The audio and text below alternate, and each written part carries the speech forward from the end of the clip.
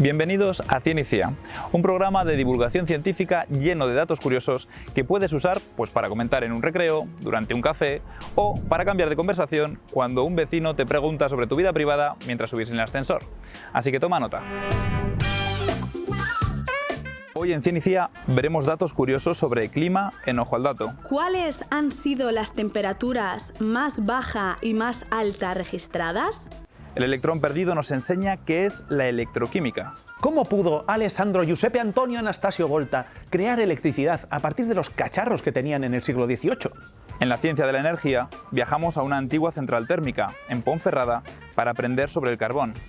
Y en Sabor con Saber, preguntamos en el supermercado la diferencia entre carne picada y burger meat. Casi toda la carne picada que hay se llama burger meat, la que está envasada aquí en el supermercado. Vamos a verlo.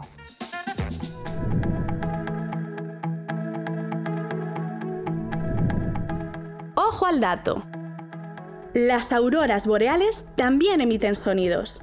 En el 2012, unos investigadores de origen finlandés demostraron que las mismas partículas solares que emiten las descargas de luz forman un sonido similar a las palmadas.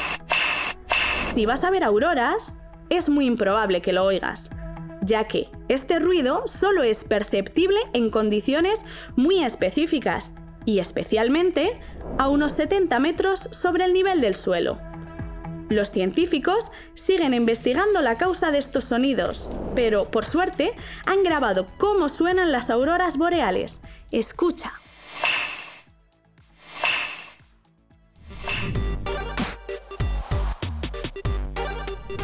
Hoy tengo para vosotros un experimento fascinante. Mirad, aquí tengo una bombilla que si la enchufo, ¡brilla! Pero eso es todo, si eso es un poco birria, Martín. Lo de birria es tu opinión. Entiendo que esto puede parecer poca cosa, pero esto es solo porque lo vemos todos los días. O sea, si lo piensas fríamente, esto es un milagro. O sea, hay en esta habitación dos agujeros mágicos desde los que sale una corriente invisible que puede alimentar una bombilla, un ordenador o incluso una escobilla de váter. Porque sí, hay escobillas eléctricas, porque vivimos en el futuro. El caso es que estamos acostumbrados tanto a este milagro que llamamos electricidad que parece que haya estado toda la vida con nosotros. Pero no es así. De hecho, hace como 300 años no se sabía qué es la electricidad. Vale, sí, se conocían los calambrazos, los relámpagos, la electricidad estática cuando caminabas por la alfombra, pero poco más. O sea, no se podía generar una corriente eléctrica estable o continua. Pero todo esto cambió gracias a un químico, uno que generó un invento tan relevante que se lo llegó a presentar al mismísimo Napoleón. Veamos esto.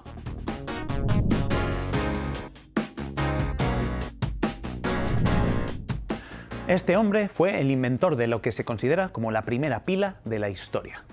Su nombre, Alessandro Giuseppe Antonio Anastasio Volta, o Volta para los amigos. A su gran invento se le llama la pila voltaica y fue dada a conocer en el 1800. Es difícil explicar la relevancia de este invento, porque la electricidad se conoce desde hace miles de años. Por ejemplo, existen textos del Antiguo Egipto describiendo peces que cazan a sus presas con corrientes eléctricas. Tales de Mileto ya hablaba de la electricidad estática que se genera al frotar cachos de ámbar. Y sin embargo, la palabra electricidad no se acuñó hasta el siglo XVII, y por entonces tampoco se sabía muy bien lo que era. El invento de Volta fue absolutamente revolucionario porque permitió generar por primera vez en la historia corrientes eléctricas estables y duraderas, no solo calambrazos o pequeñas descargas. Esto permitió estudiar a fondo la naturaleza de la electricidad y ayudó a crear inventos como la bombilla o el telégrafo, que vieron la luz poquito después de la pila. Su invento se hizo tan famoso que el mismísimo Napoleón le condecoró por su hazaña. Y ahora os preguntaréis, ¿cómo lo hizo? ¿Cómo pudo Alessandro Giuseppe Antonio Anastasio Volta crear electricidad a partir de los cacharros que tenían en el siglo XVIII? ¿Cómo lo hizo para resolver este enigma de miles de años de antigüedad? Pues lo hizo con la ayuda de la electroquímica. Esta ciencia estudia la relación entre las reacciones químicas y el potencial, o energía eléctrica. Pero, ¿cómo se juntan campos tan distintos? ¿Qué relación tienen? Pues mira, lo decimos rápidamente, todo comienza en los átomos. Los átomos son como los ladrillos que forman la materia. todo lo que conocemos está hecho de átomos. Y estos, a su vez, están hechos de cosas más pequeñitas, como protones y electrones. Dos partículas que tienen carga eléctrica positiva y negativa. Muchas veces pensamos que los átomos tienen que tener siempre el mismo número de protones y de electrones. Por eso de que positivo anula a negativo. Pero esto no tiene por qué ser cierto. Hay algunos elementos químicos a los que les gusta tener electrones de más, otros prefieren tener de menos, y no pasa nada. De hecho, hay un montón de reacciones químicas donde los átomos se regalan o se roban electrones los unos a los otros. Y aquí es donde se pone interesante la cosa.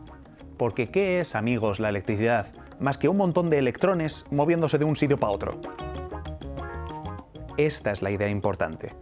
Es posible crear corrientes eléctricas a partir de reacciones químicas. Esto es exactamente lo que hacía la pila de Volta, la cual usaba dos elementos para funcionar: cobre y zinc. Veámoslo aquí. Bueno, Volta usaba cobre y zinc, yo voy a usar cobre y magnesio, que hace prácticamente lo mismo. Entre estos dos elementos hay una relación muy curiosa, porque al magnesio le gusta desprenderse de los electrones, mientras que al cobre le encanta agarrar electrones. Vamos, la relación perfecta. Entonces, podemos usar esto para generar nuestra propia pila casera, que la tenemos aquí montada. Para hacer funcionar nuestra pila, voy a meter nuestra placa de cobre en esta disolución azul, que básicamente esta disolución está azul porque tiene átomos de cobre disueltos dentro. Uy, que se me va. Entonces, estos átomos de cobre azulitos que están en la disolución serán los encargados de recibir los electrones. Mientras que estos átomos de magnesio serán los encargados de dar electrones. Y cuando den electrones se quedarán flotando en este otro vasito que tengo aquí. Entonces, lo que podemos ver es que en el momento que meta este magnesio en este vaso, empezaremos a generar un voltaje eléctrico, que podremos ver aquí en nuestro voltímetro. Entonces, vamos para allá, sumergimos, y como podemos ver, hemos generado energía eléctrica, potencial eléctrico, simplemente con una reacción química. Así se resuelve un enigma de miles de años de antigüedad, con dos cachos de metal y mucha química. Lo mejor es que ahora puedo cortarla, porque ahora hay voltaje, pero si lo corto, ahora no hay voltaje. Y ahora sí, ahora no. Ahora sí, ahora no. Ahora sí. Y así se queda. La magia de la electroquímica. Como decíamos, el invento de Volta fue revolucionario. No solo porque descubrió cómo generar una corriente eléctrica continua por primera vez en la historia, sino también porque descubrió cómo se almacena la electricidad. Este experimento nos demuestra que la energía eléctrica puede encontrarse dentro de un elemento o un compuesto químico. Y eso, amigos, es la idea de una batería. Hoy en día, más de 2 siglos después de la creación de este invento, está más presente que nunca en nuestras vidas. A día de hoy, la electroquímica es un campo muy activo, con miles de personas estudiando, entre otras cosas, cuál es la mejor forma de obtener electricidad a partir de una reacción química. Un ejemplo de esto es el desarrollo de los vehículos de hidrógeno, que funcionan, básicamente, cogiendo hidrógeno y arrancándole electrones electroquímicamente para alimentar un circuito eléctrico. Otro ejemplo es el desarrollo de nuevas baterías, como las baterías de ion litio o las de ion sodio. En resumen, que los humanos nos hemos pasado miles de años tratando de comprender qué es eso de la electricidad. Inventos como el de Volta y otros muchos científicos, he de decir, nos enseñaron a crearla y también a comprenderla. Pero ahora parece que tenemos un futuro emocionante y que nos quedan muchos más siglos para descubrir qué otros milagros podemos hacer con ella.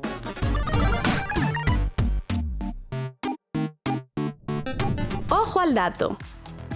Los rayos son electricidad con una potencia de hasta 30 millones de voltios y una temperatura de hasta 30.000 grados centígrados, 5 veces más caliente que la superficie del Sol. Los relámpagos, la parte luminosa del rayo, pueden liberar suficiente energía para mantener una lámpara de 100 vatios conectada más de 3 meses. Dado que la velocidad del sonido es mucho más lenta que la de la luz, el tiempo entre la luz del relámpago y el sonido del trueno pueden emplearse para calcular la distancia a la que se encuentra el rayo. Cada 3 segundos de retraso significan 1 kilómetro de distancia con la tormenta.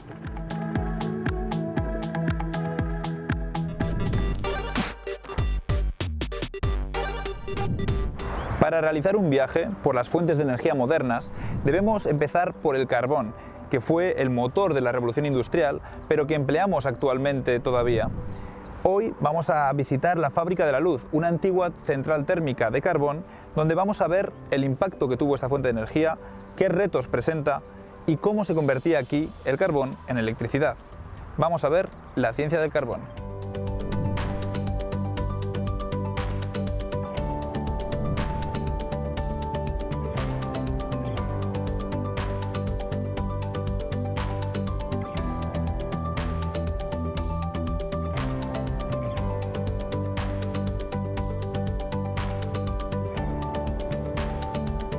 Estamos en Ponferrada, en la Térmica Cultural, en un nuevo espacio en torno a la cultura y proveniente también de la cultura del carbón.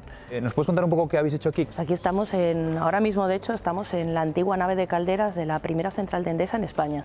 Lo que hemos hecho es rehabilitar un antiguo edificio industrial de los años 50, empezó en el 48, en realidad se inauguró, que producía energía a través de la quema de carbón. No queremos perder esa identidad de lo que fue este edificio, que todo el mundo llamaba la térmica, entonces queremos trabajar siempre en torno a 4 ejes temáticos.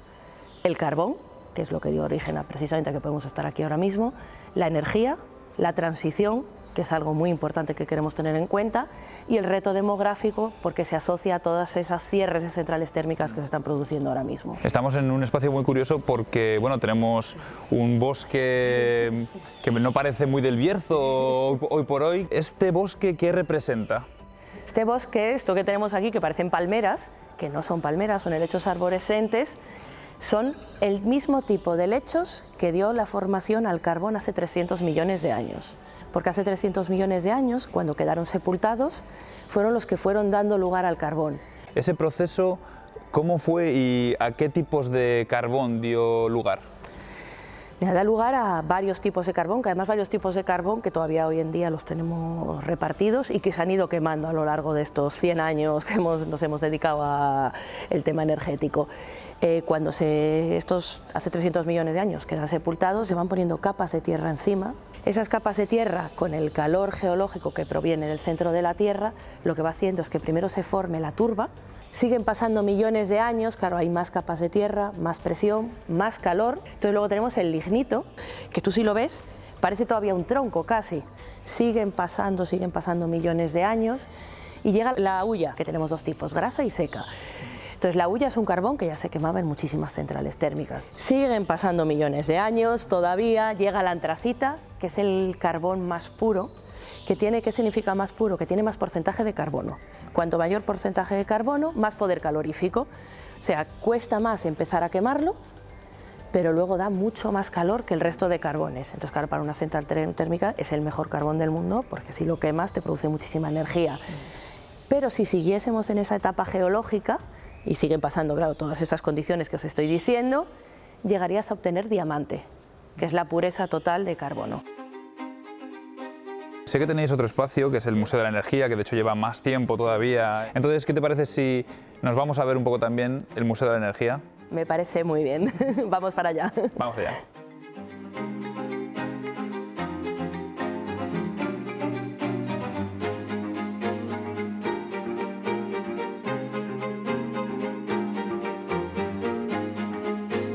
Estamos en el Museo de la Energía, la Fábrica de la Luz.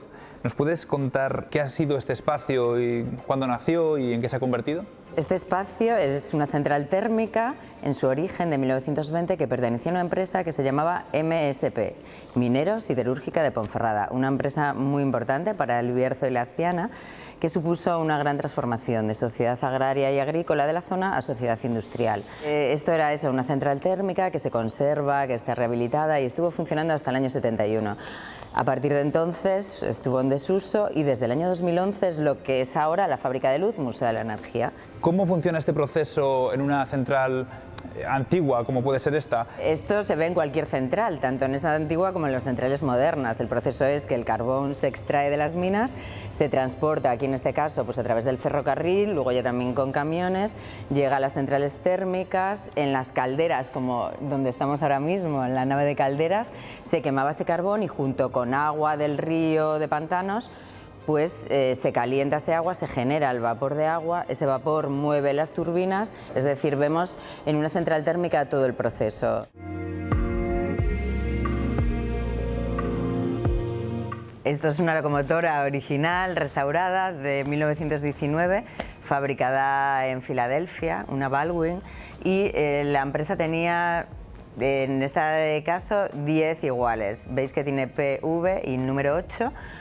El Ponferrada-Villablino, que era el trayecto que hacía, porque traían el carbón desde Villablino, una población a 60 kilómetros aproximadamente de Ponferrada, aquí a esta central térmica, bueno, para generar esta energía eléctrica. Entonces, bueno, esto supuso una revolución también de los transportes y fue pues la revolución industrial realmente, que en Inglaterra ya había llegado mucho antes, aquí llega con retraso a esta zona.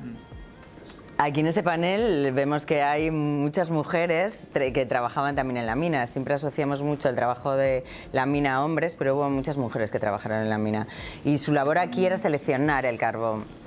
Es el lavadero del carbón y aquí lo que hacían era seleccionar. En la mina, bueno, pues salen carbones, piedras también, entonces tenían que hacer esa selección de ver cuál era el mineral y luego los diferentes tipos, ¿no? El carbón que venía en la locomotora que vimos anteriormente se descargaba y por este sistema de tolvas caía a la cinta transportadora. Aquí, esto ves, abrimos y cerramos y veis que lleva también otro agujerito, aquí otras palancas y hay una vía, porque por aquí va una vagoneta también, que eso de manera manual se movía la vagoneta para llevar al otro edificio que veremos luego, que es la nave de calderas.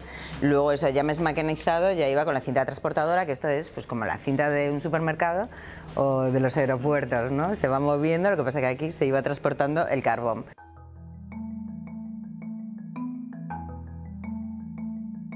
Por aquí pasaba la vagoneta, por esta vía, para llevar el carbón. Estamos haciendo el viaje del carbón, Sí, ¿no? y eso, seguimos haciendo el viaje del carbón y por aquí, por la cinta transportadora, también llegaba hacia el interior de las calderas.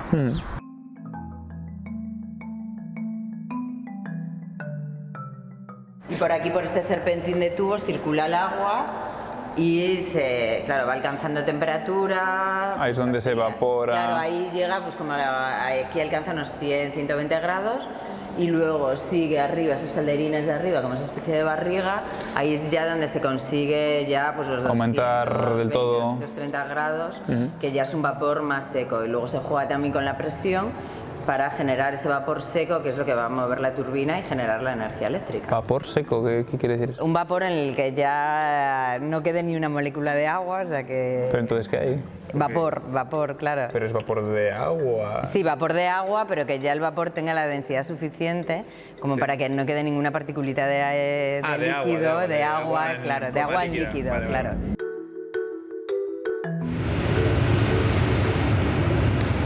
Bueno, ¿dónde nos encontramos y qué es este sonido que acabamos de escuchar?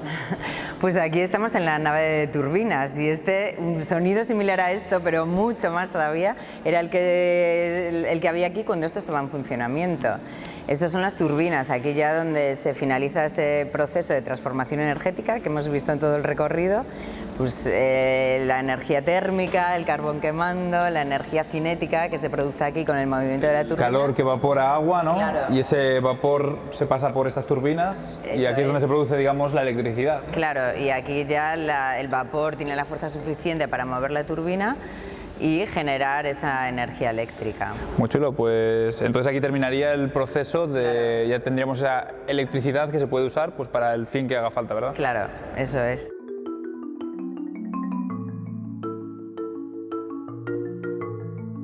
El carbón ha jugado un papel fundamental, puesto que esa extracción y comercialización de carbón hizo que se abriesen más minas de carbón, viniese mucha gente a trabajar aquí, porque se necesitaba mucha mano de obra para trabajar en las minas. Eso supuso también un movimiento migratorio importante hacia la zona, la población del Bierzo y la Ciena fue creciendo. Luego el carbón también se usaba para las centrales térmicas, para abastecer de electricidad. Entonces, bueno, fue un hito muy importante el carbón como transformador en otra sociedad industrial. Bueno, aquí esta central en realidad se originó para abastecer de electricidad a la propia empresa. Tenía minas de carbón, de hierro, talleres, entonces era para abastecer a la empresa. Luego sí que ya se conectó también para dar uso doméstico, pero en principio era para eso. Luego ya hubo centrales más grandes, eso como la de Compostilla 1 que pertenecía a Endesa, luego Compostilla 2 y ya eso abastecían a todos los hogares. Pero hablamos también de un momento en el que no había electricidad en los hogares. O sea, si hablamos años 30, años 40... Todavía no había ni las redes eléctricas. Pero... Claro, por eso. Y luego ya sí que se fue necesitando más energía y ya fueron creciendo las centrales térmicas, fueron construyendo más y bueno, y ese país ha estado abastecido por centrales térmicas con carbón durante muchos años, luego también bueno, con gasóleo, gas también.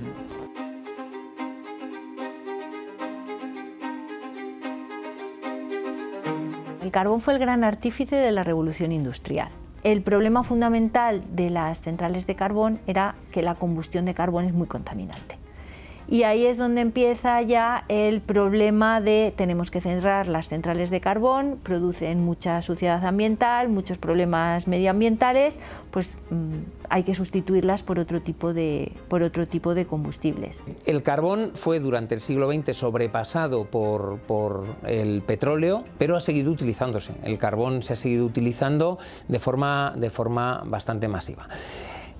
Fundamentalmente por algunos países como China, que utiliza más o menos la mitad del carbón mundial que se está quemando. En la Unión Europea se ha producido una disminución radical. Se han cerrado muchas plantas de carbón y es el caso que también podemos citar de España. Los datos, si se ven para el caso de España, se ha producido una disminución radical en nuestro consumo del carbón.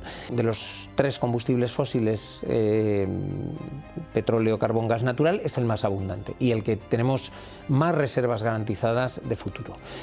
Pero claro, frente a eso, en el otro lado de la balanza, es el combustible fósil que más CO2 emite a la atmósfera, es el que más contaminación produce de todos los combustibles fósiles. Sí. Y ahí es donde nos encontramos en este momento, sustituyendo las grandes centrales de carbón por otras que puedan ser más respetuosas con el medio ambiente. El carbón es la primera fuente de energía que ha permitido la industrialización y la modernización de nuestras sociedades. Pero, aunque todavía es muy empleada en algunos países del mundo, ahora buscamos reducir su uso en favor de energías renovables y de emisiones más bajas en CO2.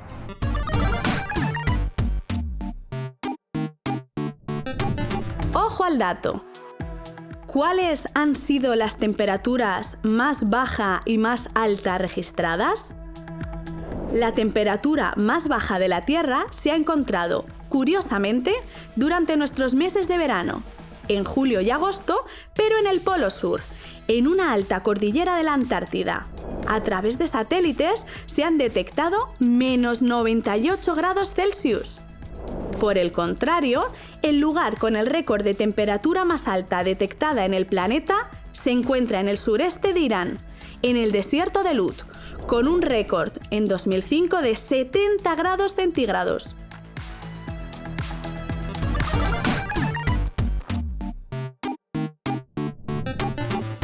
Vas a comprar carne para hacer unas hamburguesas, pero ¿sabes qué carne estás comprando? ¿Toda la carne es igual? Para coger carne picada, ¿vas a la carnicería o la coges envasada? ¿Sabrías distinguir lo que es burger meat de carne picada? Pues hoy resolvemos todas estas dudas.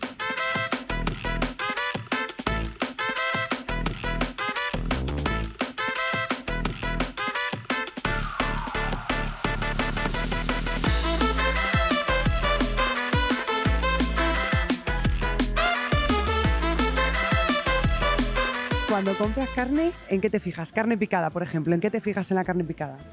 Pues ante todo y sobre todo que me la piquen en el momento. Que esté fresca y que me la piquen bien. No, ahí no lo compro yo, lo compra la mujer. ¿No? O sea, ¿que eliges la carne? Sí, por supuesto que sí, porque la carne picada tiene ya lo sabes, tiene un tremendo peligro de contaminación. ¿La compras aquí? No. Voy al Mercado Norte, en la carnicería de toda la vida de los hermanos camareros. ¿La has comprado alguna vez envasada como la que hay por aquí? No, siempre la compro aquí. Entonces, primero elijo la carne porque así sé qué es lo que me voy a comer y en segundo lugar que me lo piquen en el momento. Yo quiero que me la piquen. Yo elijo el trozo y me la piquen porque es que yo sé lo que pasa. Trabajo en una carnicería y sé las cosas que hacen, entonces prefiero que me la piquen. Yo digo, ese trozo, me la picáis y ya está. Sí. Y la verdad es que yo no soy de aquí, yo soy de Bulgaria, vamos, no soy española.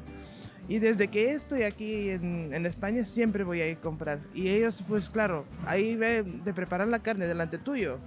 Vamos, coge la carne de ternera, la carne de cerdo y te la hacen ahí delante tuyo. Es que prefiero ver lo que me echan en la carne. ¿Y cuánto tiempo la dejas en la nevera en casa? Llegar a casa y cocinar. ¿Te has fijado alguna vez que la que es envasada pone burger meat en vez de carne picada? Pues no. Hay que mirar las etiquetas. Por lo que siempre le digo que la compro más que todo aquí. Claro que sí. Y la pido y me la pican. A ellos que la compro cantidad, luego me la pongo en paquetitos de medio kilo, las congelo y según necesito voy sacando.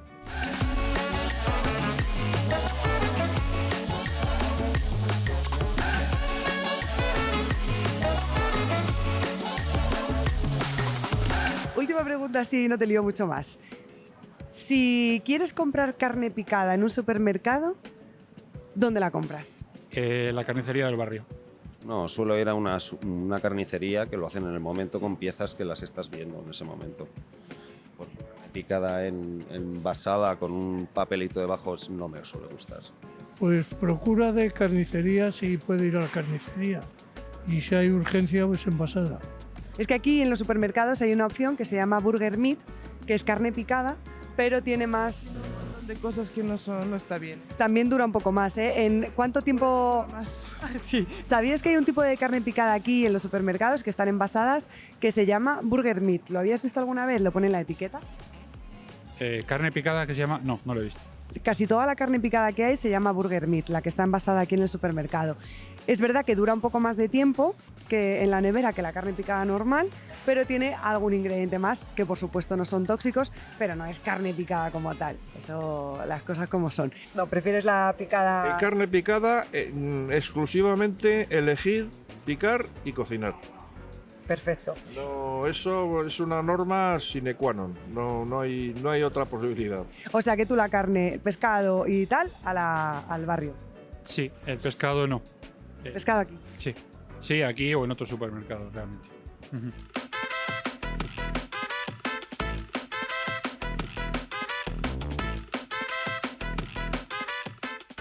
No toda la carne que encontramos en el lineal del supermercado es exactamente la misma, por eso también hay que leer etiquetas. Está el caso del extra jugoso o de burger meat, donde podemos encontrar algún ingrediente extra. No significa que sean malos, pero están ahí, por eso hay que mirar lo que estamos comprando. En la burger meat podemos encontrar ingredientes como harinas vegetales, conservantes, que sí que van a favorecer que duren un poquito más en la nevera.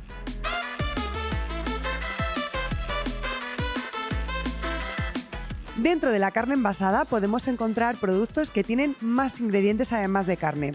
La clave para saber qué es lo que estamos comprando es leer el etiquetado. Ahí tendrás toda la información y en tu mano estará la decisión.